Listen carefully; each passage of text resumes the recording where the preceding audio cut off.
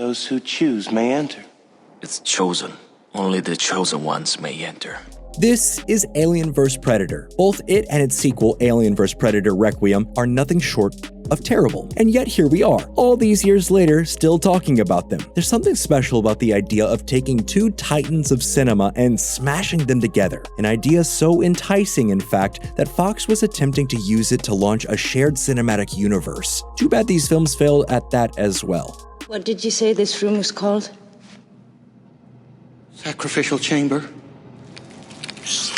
These two films served a simple purpose: to answer a question that had been murmured across back-issue bins and dollar theater cheap seats for close to 4 decades. Who would win in a fight, the alien or the predator? The concept of these two movie monsters duking it out was solidified with the Dark Horse comic series from 1990. Screenwriter Peter Briggs read the comic and instantly thought, this is a fantastic idea for a movie. He wrote a spec script titled The Hunt, Alien vs. Predator. A loose adaptation of the comic, the script was genuinely considered for production, but ultimately the risk of combining the two money-making franchises was deemed too great, and this project spiraled into development hell for close to 2 decades. Ancient warriors would mark themselves with the blood of their kill.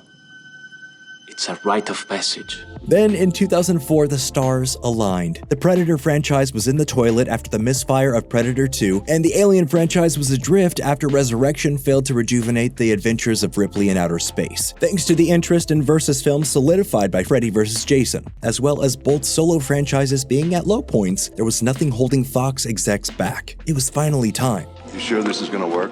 I don't know. Alien vs. Predator sees a group of engineers traveling to the Arctic in order to investigate a recently uncovered pyramid. Little do they know that this is a Predator coming-of-age ritual. They're not hunting us. We're in the middle of a war. It's time to pick a side. Is the film what longtime AVP fans wanted? Frankly, no. It takes place in modern day, has an ensemble of characters that are wooden as hell, and fails to execute basic levels of storytelling. To add insult to injury, almost every in-universe Easter egg or cameo that people would have wanted to see is there, but just done poorly. Machiko, the protagonist of the comic series? No, she's not there, but a much worse, more boring archetypal stand-in is there. Is there a human-predator team-up? Yep. It also sucks. Do we get predators taking out loads of aliens? Yes, but only in flashbacks. The redesigned predators look boxy and clumsy, and the film feels like it has the narrative ambition of a 1999 video game cutscene. The film was produced on a budget of close to $70 million and pulled in close to $177 million, so even though it got savaged by critics and fans, Fox greenlit a sequel, much to everyone's chagrin. It's a bomb. Well, I hope it kills every f***ing one of them. Next up, we have Alien vs. Predator Requiem. Does this movie feature or thematically deal with the concept of a requiem? No, not at all. It's just a cool word that we can slap on the end of a trailer. And that's pretty indicative of the level of thought put into this movie, which is deeply disappointing. You thought it couldn't get any worse than the first installment, and you were so wrong. You are one ugly mother.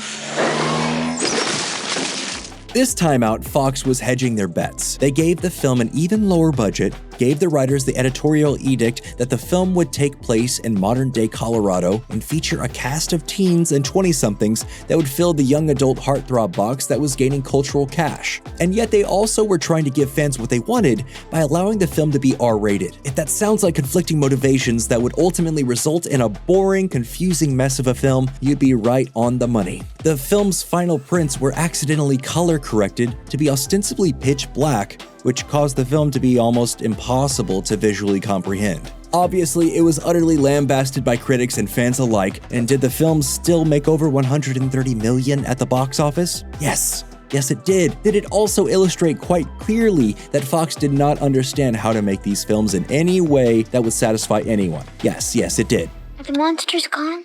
They're gone.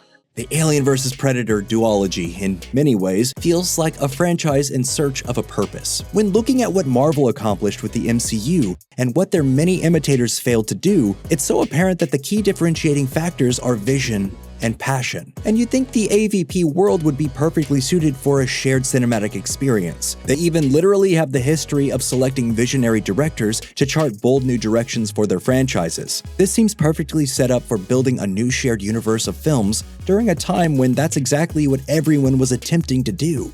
And yet it didn't happen because Fox just couldn't get out of their own way.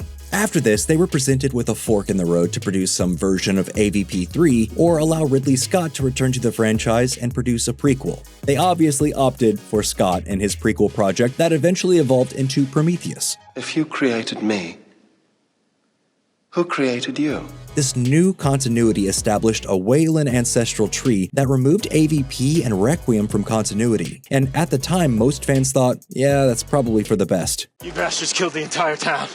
I'm just following orders. However, in the ensuing years, public opinion on the shared Alien and Predator world has gained traction again. Just because Fox failed to generate a long-term interconnected web of films doesn't mean they're done trying. In the new Predator Badlands trailer, we see the eyes of Elle Fanning's character go white, showcasing that she's a synthetic human, just like Bishop and Ash. Also prominently featured in the film's marketing has been the interior of a Predator's vessel housing the skulls of many recognizable creatures, most notably a harvester skull from Independence Day. Is this a cheeky homage to Predator 2's inclusion of the Xenomorph skull in the Predator ship? Yes, but it also features some very exciting narrative possibilities as well. This could be the first real step to fixing the biggest mistake that the AVP movies made, not adding anything new to the universe. The Predalien had existed for decades in the comics before he appeared in Requiem. Those films had a real opportunity to deepen and evolve the complexity of their respective universe, and they just didn't. But if the hunters lost,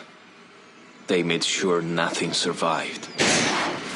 And from what it seems like, the new regime at the Disney-controlled 20th Century Studios seems to understand the importance of doing this right. When asked about the potential of AVP 3, studio exec Steve Aspel was recently quoted as saying, "It wouldn't be in the way you think.